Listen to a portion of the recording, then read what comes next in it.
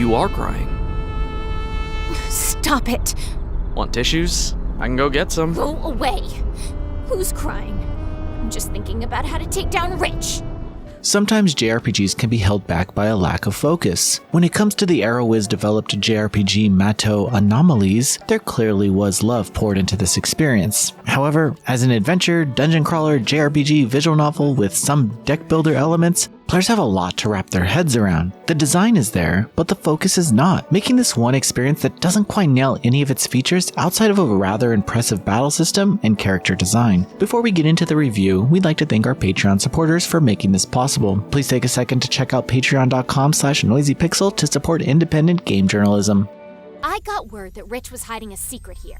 I didn't expect a trap. This crap is really pissing me off. If you can't get your emotions in check, this will be your one-way road to nirvana. What? Sky Eye, eliminate cognitive pollution. Better. Mato Anomalies wastes absolutely no time throwing players into its narrative. First, we meet Do, who is seemingly captured by some thugs, but he's actually on the job of some sort. Okay, here's the issue. I don't know who Do is, but everyone else seems to. They all seem to have a past with the character that is casually brought up in conversations, yet has nothing to do with the issue at hand. What happened to the opening of a game with some inner dialogue to introduce its lead so we can all be on the same page? Instead, the next thing I knew, I was on the case and investigating some criminal activity, where I found myself in a rift where I met an exorcist named Graham, who can fight creatures in what is known as lairs because Do can't. This all happened in the first 15 minutes or so of the game, and I still have no idea why I was doing this. The writing is like that for most of the game, where there are these deep themes of corruption, with our two leads doing their best to fight back against it, but their relationship is as flimsy as the plot. Graham tends to be smug almost always, while Do talks himself through problems to progress the story. Okay, listen, after playing the opening a third time, I think I understand what's happening. You see, there's this group called Handout, all caps, who Do is investigating for a top-level spy named Nightshade. While investigating some cargo, he is sucked into a rift and attacked by an in-game enemy known as Banetide, and this is where Graham shows up to save him, and they end up working together. At no point do I understand why Graham has this power and if Graham is even real, but others end up joining their cause. The investigation becomes more complicated the deeper down the rabbit hole Do goes, but let me tell you, this story gets insane, but suppose you can follow along in the slightest. Let's just imagine you can. You'll be treated to an approaching apocalypse, time travel, resurrection, and plenty more fantastical plot points that will make you think back to how simple things were when the only tasks was to investigate Handout, all caps. It is possible to replay old chapters at any time, which I had to do a few times. Bottom line, the narrative is incredible, but good luck keeping up because the writing is extremely dense. These characters go off on long-winded tangents before inserting some joke and moving on to the next subject. As a result, nothing feels cohesive, and the writing generally comes off as extremely dry.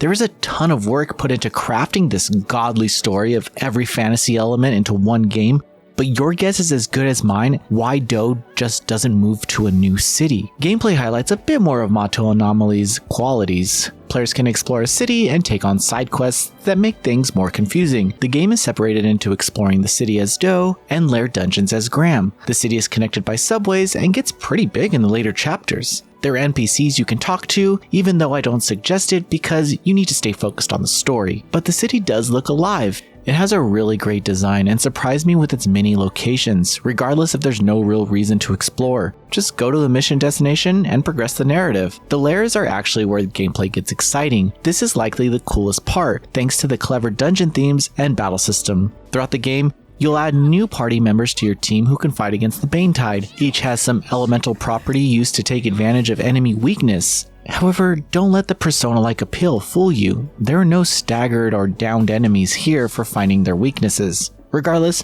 it's a fun and fast JRPG, but you know what? I wouldn't have minded if the entire game was just this. Sure, throw some story in there. But this is where I had the most fun. It's rough in some areas, like the difficulty being on the low side, but there are optional dungeons with higher difficulties and plenty of cool enemy types. As Graham becomes a central figure in the narrative, these dungeons become more interesting. Through battles, you'll gain levels that unlock new skills. In addition, the equipment can be purchased, which boasts the characters quite a bit. And then there's talent points that can be distributed to improve base stats. It's a very standard JRPG experience, but after the mindfuck of a story, that's all I wanted. A randomized dungeon option can be completed for gear, but the difficulty is high in these encounters. However, I will say that the characters don't learn too many skills after what is initially available from the start. Still, the party is varied so you can mix things up a bit. Okay, there's also this mind hack minigame tied to some quests, but I didn't enjoy it at all. After a while, you can customize some aspects of the deck, but this should have been left as a minigame, because every time it came up, I brute forced my way through it, randomly selecting cards till it was over. All of this packaged up is extremely messy. There's a lack of focus from the very beginning that never gets corrected in the later chapters. It's as if several teams worked on different systems and then they threw them in a blender, expecting it to work. And I haven't even told you about the random comic book style cutscenes versus 3D animated cutscenes. Like, come on, just pick one. Why both? What's sad is that the game is incredibly based on the presentation alone. I loved the character animations in battle, the designs of various dungeons, and the overall tone of the adventure. Mato Anomalies is a unique and messy experience from beginning to end. You'll never know what the narrative is going to throw at you. I felt no connection to the main protagonist or his quests to save the city, but I enjoyed the battle system and dungeon crawling aspect enough to stick to Chapter 7, which wasn't easy. However, there are a few solid gameplay mechanics here, and I hope the developers use what works to create something more focused. Noisy Pixel is giving Mato Anomalies a 5 out of 10. Thanks for watching. This video is brought to you by our supporters on Patreon. Noisy Pixel is run by a group of gamers providing independent gaming coverage through news, reviews, previews, and more. Check out our Patreon to help support our continued growth and subscribe to keep up with all our future content.